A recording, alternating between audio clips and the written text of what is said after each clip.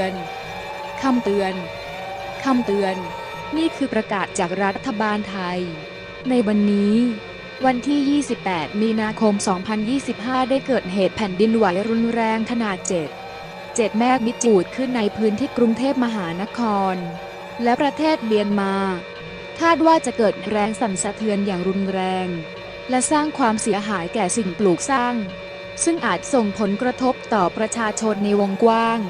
จึงขอให้ท่านเร่งอพยพออกจากพื้นที่เพื่อหลีกเลี่ยงอันตรายจากเศษซากปรักหักพังทั้งนี้